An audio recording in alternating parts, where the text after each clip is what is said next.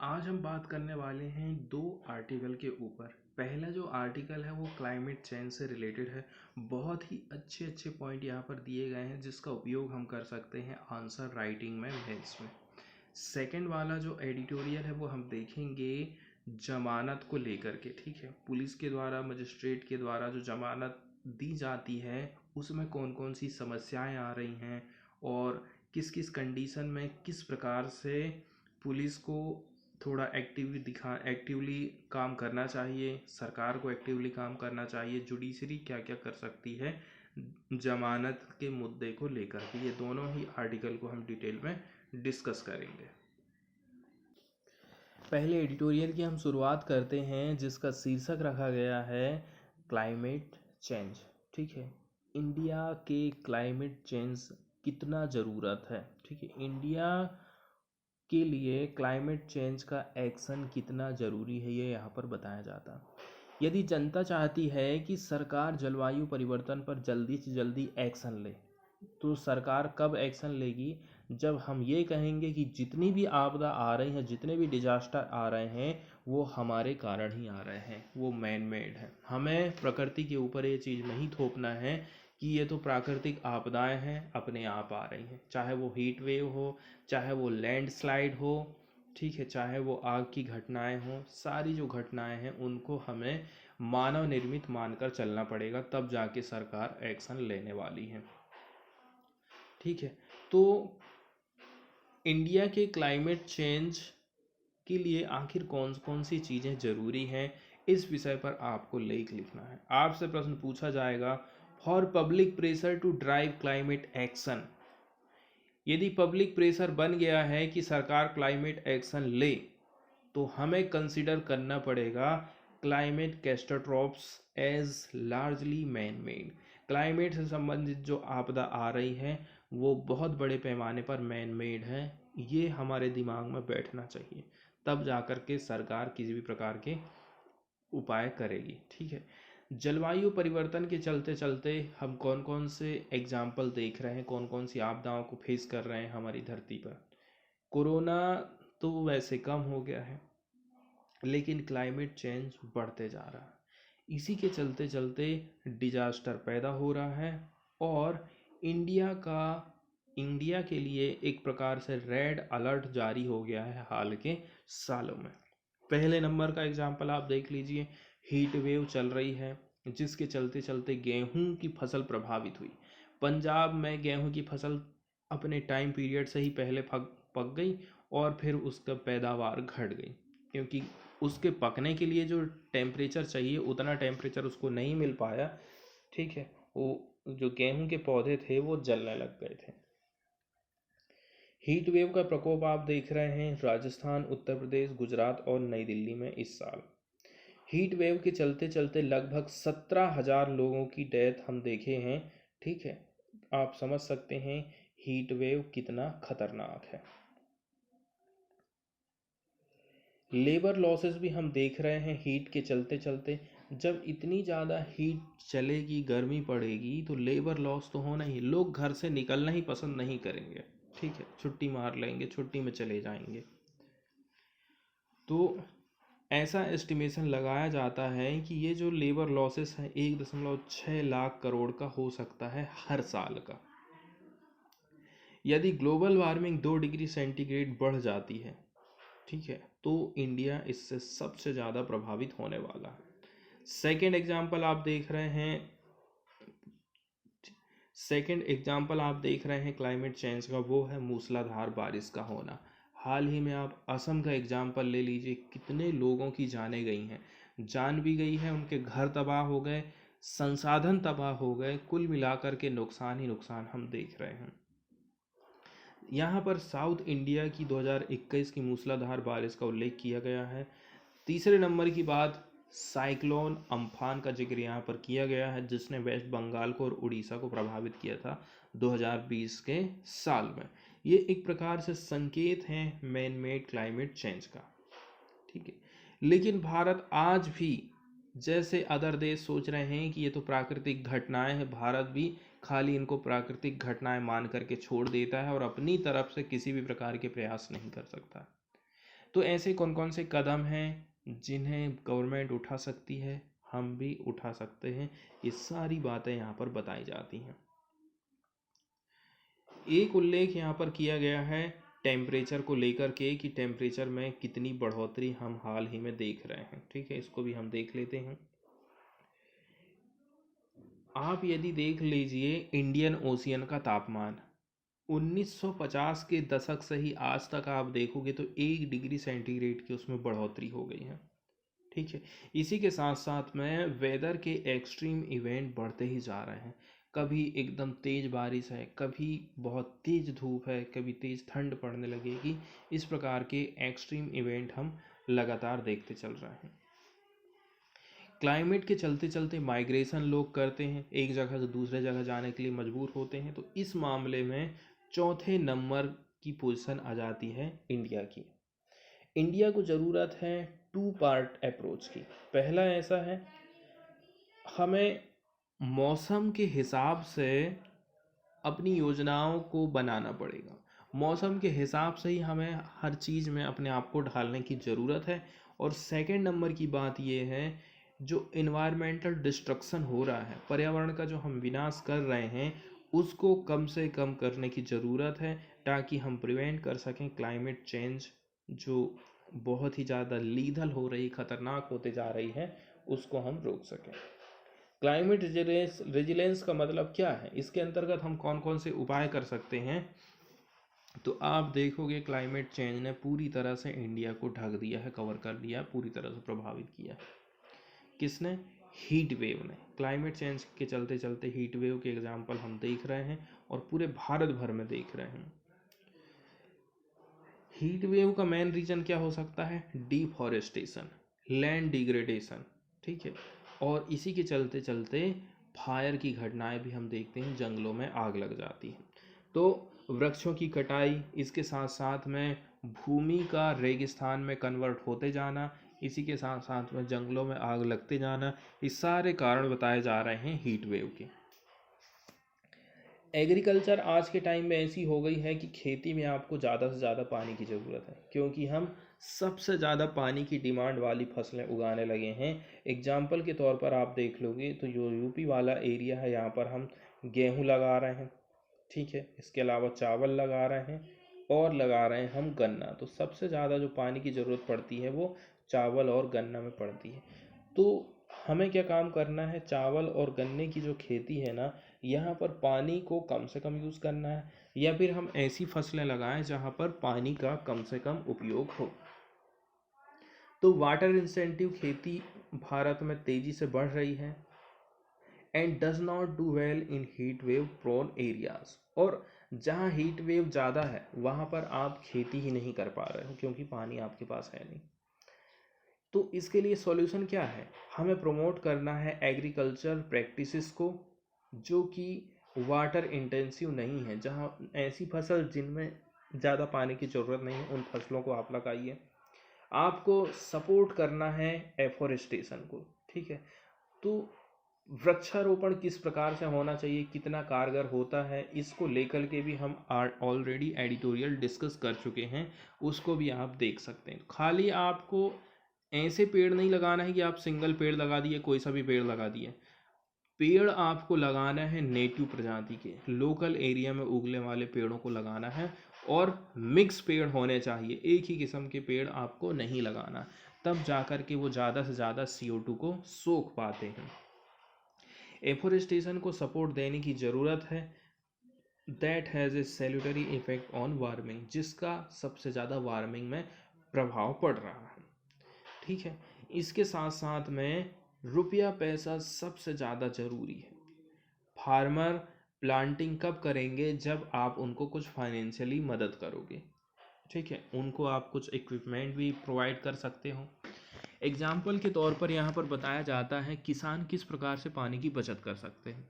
किसान बचत कर सकते हैं ड्रिप इरिगेशन सिस्टम का इस्तेमाल करके। ठीक, फसलों में बूंद बूंद करके आप पानी दीजिए, लेकिन हर किसान इसको अफोर्ड नहीं कर सकता है, क्योंकि इसके लिए बहुत ज़्यादा पैसे की ज़रूरत है। तो सरकार को ज़रूरत है कि वो फाइनेंशियली किसान की सपोर्ट करे, ताकि जो हैवी वाटर यूज़ हो रहा है उसको किसान लोग रिड्यूस कर सकें।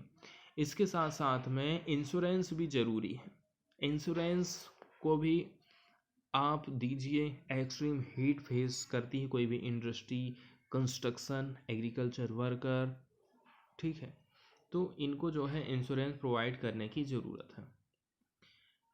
क्लाइमेट रेजिलेंट एग्रीकल्चर, ठीक है, क्लाइमेट रेजिलेंट एग्रीकल्चर के लिए डाइवर्सिफिकेशन सबसे ज़्यादा ज़रूरी है, ठीक है। इसके अंतर्गत ऐसा नहीं है कि आपके पास एक खेत है, 1 एकड़ का एक खेत है, आपने इसमें खाली गेहूँ अकेले लगा दिए, तो आप ऐसा करिए इसमें गेहूँ भी लगाइए, ठीक है, इसमें आप चना भी लगाइए और अदर फसलें में आप इसमें मटर लगा सकते हो। इस प्रकार से आपको डाइवर्सिफिकेशन करना है अपनी फसलों में, तो क्लाइमेट रेजिलेंट के लिए बहुत ज़्यादा ज़रूरी हो जाती है।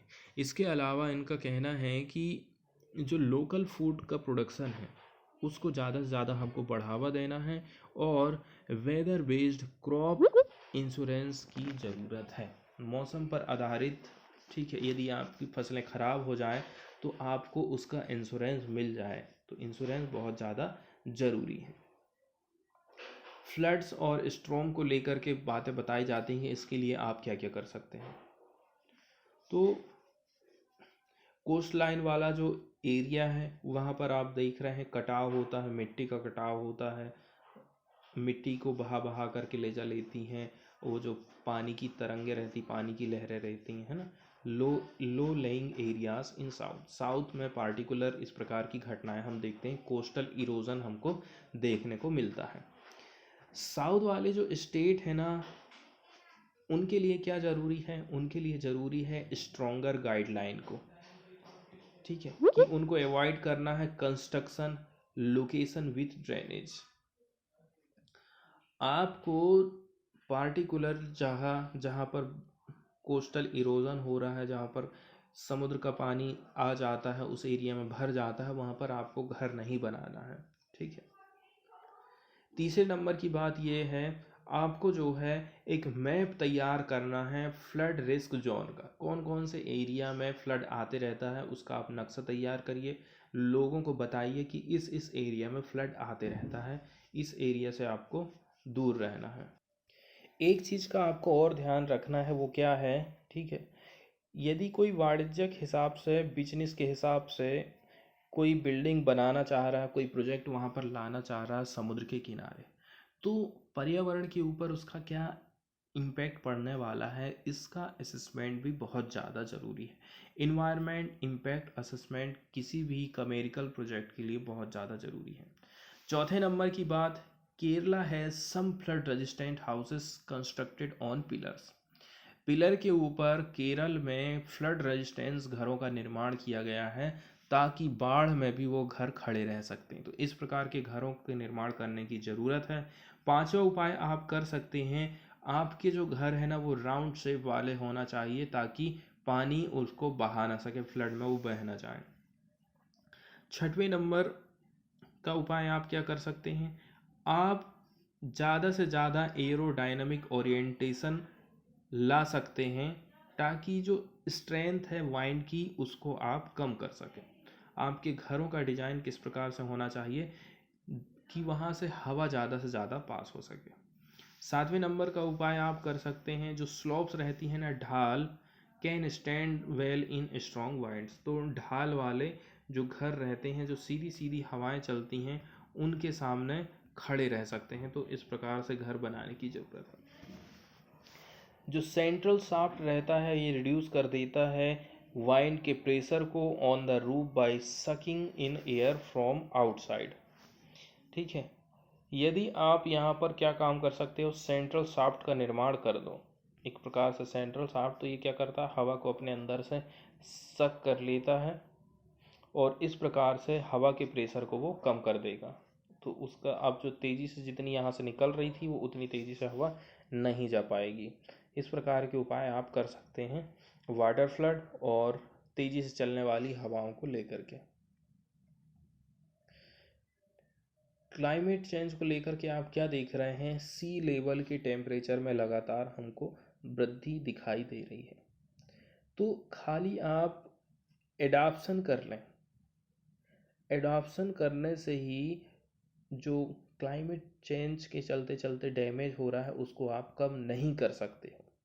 If the warming of sea level temperature is not confronted, सबसे पहले आपको समुद्र का जो तापमान बढ़ रहा है उसको कम करने की ज़रूरत है। ठीक है, इसके लिए सरकार क्या कर सकती है, जो फॉसिल फ्यूल है ना, यहाँ फॉसिल फ्यूल के ऊपर कम से कम हम डिपेंड रहें, इसके ऊपर ध्यान देने की ज़रूरत है। तीसरा उपाय हम क्या कर सकते हैं, पॉलिटिकल विल ज़्यादा से ज़्यादा होना चाहिए, ऐसा यहाँ पर बताया जाता है। चौथे नंबर की बात आप ये देख रहे हो कि सरकार ने कही है कि हम नेट जीरो टारगेट को 2070 तक अचीव कर लेंगे, लेकिन 2070 की जो गाइडलाइन आपने दिए हो, टाइमलाइन दिए हो, ये काफ़ी लंबी है, बहुत लंबा टाइम है ये, इससे पहले की आपको घोषणा करना चाहिए था। ठीक है, तो यदि आप जो है क्लाइमेट एक्शन उठाना चाहते हो तो इसके अंतर्गत आपको प्रोटेक्ट करना पड़ेगा, एक्सपेंड करना पड़ेगा अपने फॉरेस्ट कवरेज को। इसके अलावा जो रेगुलेशन है उसको आप और भी ज़्यादा टाइट करिए, इन्फोर्स करिए कि जो फॉरेस्ट प्रोटेक्शन एक्ट बने हैं, यदि कोई भी व्यक्ति लैंड को एक्वायर करना चाह रहा है तो रेगुलेशन का पूरी तरह से पालन किया जा रहा है या नहीं किया जा रहा। इसके अलावा India gains from being part of Glasgow declaration on forest protection that 141 countries sign in 2021 में 141 देशों ने फॉरेस्ट प्रोटेक्शन से रिलेटेड हस्ताक्षर किए हैं। सातवें नंबर की बात बताई जाती है डैम का आप किस प्रकार से मैनेजमेंट कर रहे हो। ग्लेशियर जो झील है ना, उनका जो आउटबर्स्ट होता है और जिसके चलते चलते फ्लड आ जाती है, झीलों का पानी जब ओवर होने लगता है तो उसके चलते चलते फ्लड आती है। इसके लिए क्या काम कर सकते हैं आप, डैम का निर्माण कर सकते हैं। तो लगभग 295 dam in India are more than 100 years old. लगभग 300 डैम ऐसे हैं भारत के जो कि 100 साल से भी ज़्यादा पुराने हैं। तो हमें ज़रूरत है या तो हम नए डैम बनाएं या तो फिर उनमें रिपेयरिंग का काम करते रहें। लैंडस्लाइड से रिलेटेड क्या क्या काम कर सकते हैं, जैसे कि एग्जांपल के तौर पर आप देख लो उत्तराखंड में रेगुलेशन किस प्रकार की चाहिए हमें। रेगुलेशन ऐसे होना चाहिए कि हम इस एरिया में, ठीक है, जो डैम है ना, on the steep slopes and ecofragile areas, तो जो पर्यावरण के हिसाब से एरिया कमज़ोर है उस एरिया में आपको डैम का निर्माण नहीं करना है। ठीक है, जो तेज़ ढाल वाले एरिया वहाँ पर आप डैम मत बनाइए, इको फ्रेगाइल एरिया में भी आप डैम का निर्माण मत करिए। ठीक है, इसके अलावा जो हिल में आप डायनामाइटिंग करते रहते हो, ठीक है, डायनामाइट के माध्यम से खदान खोद रहे हैं, खनिजों का निष्कर्षण कर रहे हैं, ये सारी चीज़ों को भी बंद करने की ज़रूरत है। सैंड माइनिंग को आप रोकिए। इसके अलावा जो क्वेरिंग है ना, इस उत्खनन है, क्वेरिंग मतलब उत्खनन होता है, इसको भी रोकने की ज़रूरत है। साउथ वाले कुछ स्टेट हैं भारत के, जो दक्षिणी राज्य हैं, उन स्टेट की हम बात कर रहे हैं, ठीक है, जिनके चलते चलते फ्लड को आप रोक सकते हो। ठीक है, संतुलन लाया जा सकता है फ्लड के लिए, but only if operated year round to anticipate the need to control flows during the flood. Flood के टाइम में आपको पानी के बहाव को कंट्रोल करने की सबसे ज़्यादा ज़रूरत है। ठीक है, इसके अलावा जीडीपी का कितना हिस्सा भारत डिजास्टर के लिए खर्चा कर रहा है, इसको भी बढ़ाने की ज़रूरत है। जीडीपी का 2.5% खर्चा सरकार को करना पड़ेगा, तब जाकर के सरकार किसी भी प्रकार के नेचुरल डिजास्टर से थोड़ा निपट पाएगी। क्लाइमेट फाइनेंस सबसे बढ़िया है किसके लिए, लार्ज स्केल ग्लोबल फंडिंग के लिए, जो कि मिलता है वर्ल्ड बैंक से, इंटरनेशनल मॉनेटरी फंड से और एशियन डेवलपमेंट बैंक से। लेकिन छोटे तौर पर जो फाइनेंसिंग होती है वो भी बहुत महत्व रखती है अपने आप में। जैसे कि वर्ल्ड फूड प्रोग्राम्स की फंडिंग थी नेपाल और भूटान के लिए, ताकि जो कम्युनिटी बेस्ड एडाप्शन है और जो एग्रीकल्चर रेसिलेंस है, किसके लिए, वल्नरेबल कम्युनिटीज़ की प्रोवाइड करता है इंटरेस्टिंग मॉडल को। कहाँ कहाँ पर हेल्प की गई उसके बारे में यहाँ पर बताया जा रहा। ठीक है, और स्टेट क्या काम कर सकते हैं, केंद्र सरकार को बोल सकते हैं कि भाई आप हमें ज़्यादा से ज़्यादा फंड दीजिए। या जो केंद्र सरकार ने जो फंड दी है उसका वो अच्छी तरह से इस्तेमाल कर सकें। गवर्नमेंट केंद्र सरकार का जो रिसोर्सेस है फाइनेंशियल और जो टेक्नोलॉजिकल सपोर्ट है, किसके लिए? अर्ली वार्निंग मेट्रोलॉजिकल सिस्टम के लिए। ठीक है, तो जो क्लाइमेट स्कीम्स है ना, सेंट्रली स्पॉन्सर्ड होनी चाहिए। मनरेगा के अंतर्गत जो काम करवाए जा रहे हैं या फिर मनरेगा के अंतर्गत जो पैसा मिल रहा है, इसका भी आप उपयोग कर सकते हो क्लाइमेट एडाप्शंस के लिए। कहाँ पर? एग्रीकल्चर में, वेस्ट मैनेजमेंट के लिए और लाइवलीहुड के लिए इसका इस्तेमाल आप कर सकते हो। राज्य सरकार की जिम्मेदारी है कि वो कंपनसेटरी पेमेंट करे। किनको? लोकल सेल्फ गवर्नमेंट को, जैसे कि ग्राम पंचायत वगैरह है, इनको आप रिसोर्सेज दीजिए क्लाइमेट एडाप्शंस के लिए। ठीक है, तो लास्ट में फिर यही बात कही जाती है, for public pressure to drive climate action we need to consider climate catastrophes as largely man made. आपको ये मानकर चलना है कि ये सब इंसानों के द्वारा ही हो रहा है, इंसानों की गलती के चलते ही हो रहा है। कैटास्ट्रोफ्स मतलब होता है आपदा, तब जा कर के हम कुछ करेंगे, सरकार कुछ करेगी। अगला एडिटोरियल हम देखने वाले हैं वो बेल से रिलेटेड है। बेल जिसको हम हिंदी में कहते हैं जमानत। जमानत का मतलब ऐसा है, एक प्रकार से रुपया। जमानत का मतलब है रकम से। जो किसी व्यक्ति अपराध एक व्यक्ति के लिए जमानत के रूप में किसी अधिकारी या फिर व्यक्ति के पास जमा कर दी जाती है, इसको हम कहते हैं जमानत। ठीक है, यदि कोई अपराधी व्यक्ति है, उसने कोई अपराध किया है, उसको जेल से यदि हमें छुड़ाना है तो उसके लिए हम क्या काम करेंगे? कुछ पैसे जमानत के तौर पर अधिकारी के पास हम जमा कर देते हैं, उसको हम कहते हैं जमानत।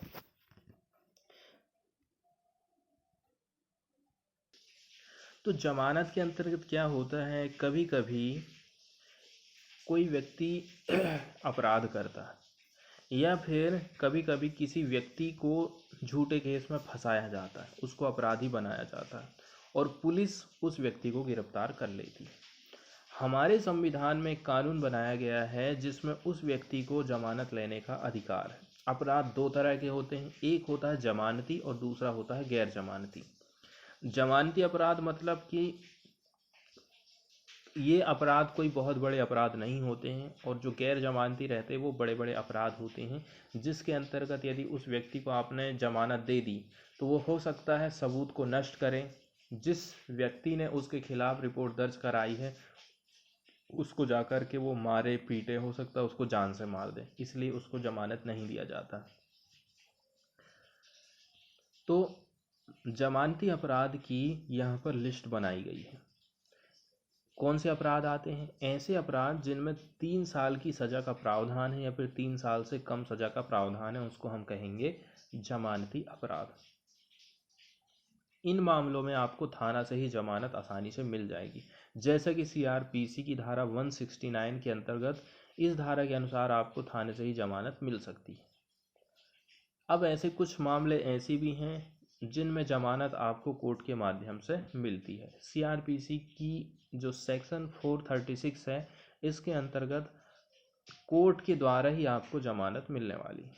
ऐसे अपराध जिनमें आपको आसानी से जमानत मिल जाएगी वो कौन से? मारपीट, धमकी देना, लापरवाही से मौत हो जाना, लापरवाही से गाड़ी चलाना, इन मामले में आपको आसानी से जमानत मिल जाता। अब गैर जमानती, जब कोई बड़ा सा जुर्म कोई व्यक्ति करेगा तो उसके मामले मजिस्ट्रेट के सामने लाए जाते हैं, और जब मजिस्ट्रेट बड़ी ध्यान से उस मामले की जांच करेगा, यदि उसको ऐसा लग रहा है कि इस मामले में उस व्यक्ति को फांसी या उम्र कैद हो सकती है तो उस व्यक्ति को जमानत फिर नहीं दी जाती। मतलब कि बहुत बड़े बड़े अपराध जिसमें फांसी या उम्र कैद हो सकती है तो ऐसे मामले में उसको जमानत नहीं दी जाती। जैसे कि रेप, अपहरण करना, लूट, डकैती, हत्या, हत्या की साजिश, हत्या की कोशिश करना, गैर इरादतन हत्या, फिरौती जैसे मामले आते हैं।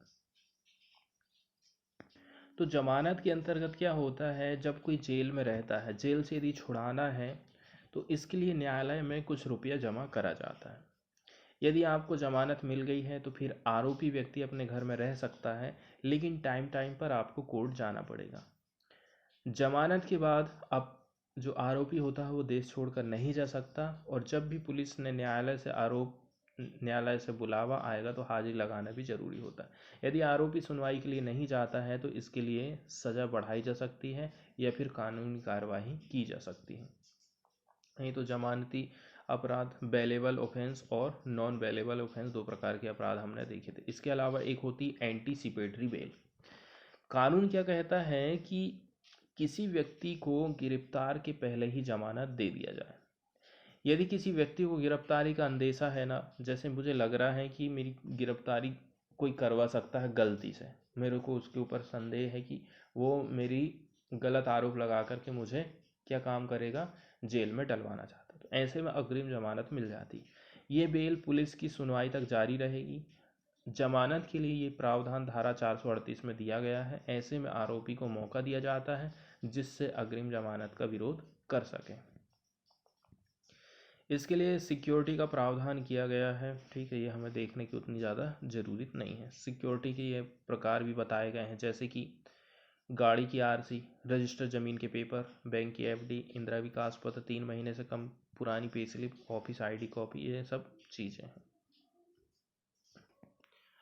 अब हम एडिटोरियल की शुरुआत करते हैं। इसमें एक वर्ड यूज़ किया गया है, एक लाइन यूज़ की गई है, put the cart before the horse. इसका मतलब ये है आप उल्टा सीधा काम कर रहे हैं। ठीक है, ये आपकी गाड़ी है और इसके पीछे आपने घोड़े को लगा दिया, जबकि घोड़ा हमेशा आगे रहता है ना, और जबकि आपने गाड़ी को आगे कर दिए हो। इसका मतलब ये है किसी चीज़ को आपने गलत जगह पर इस्तेमाल किए हो। ठीक इसी प्रकार से जमानत के मामले में हो रहा है, उसको सही करने की ज़रूरत है, ऐसा एडिटोरियल में बताया गया है। इसको हम देख लेते हैं। ठीक है, यहाँ पर बताया जा रहा है कि हाल ही में हमने 2 प्रकार के प्रोनाउंसमेंट देखे हैं, 2 प्रकार की घोषणाएं की गई हैं। पहला तो था जुडिशियल ऑर्डर और सेकंड था public speech by the chief justice of India NV Ramana. इन्होंने हमारा ध्यान आकर्षित किया है कि किस मैनर में जमानत दी जा रही है, manner in which bail law operates in the country. हमारे देश में जमानत को लेकर के किस किस प्रकार के मैनर अपनाए जा रहे हैं। सत्येंद्र कुमार वर्सेस CBI में क्या कहा गया है यहाँ पर बताया जाता है। इन्होंने कहा था, ठीक है, हम एक्सपांड कर रहे हैं स्कोप को for granting the early bell.